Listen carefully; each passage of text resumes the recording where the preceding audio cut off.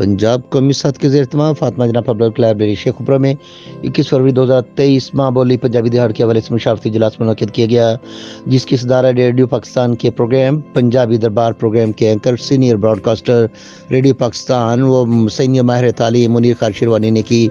State secretary के फ़राइज़ मारूफ अदीब व column निगार doctor M H. Babar ने अंजाम दिए।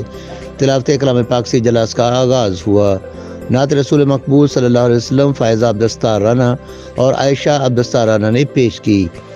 चेयरमैन पंजाब कौमी साथ व member all Punjabi social media team Javed पंछी ने इस्तकबालिया पेश किया। इस इजलास में फैसला किया गया कि 21 फरवरी 2023 आलमी माँ बोली दिहाड़ जोश व जज्बा से मनाया जाएगा। तैयारियों के लिए शुरा इजलास को ब्रीफिंग दी गई। शुरा के मुख्तलिफ तजावीज़ पर गौर किया गया और बेहतरीन लायामत तरतीब देने के लिए मुशावरत की गई।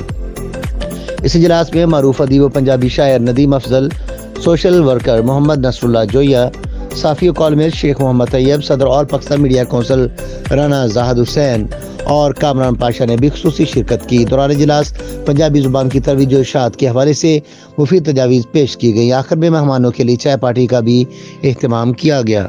कैमरामैन टीम के साथ शेख मोहम्मद तैयब, फायरस्टोन न्यूज़ शेखपुरा।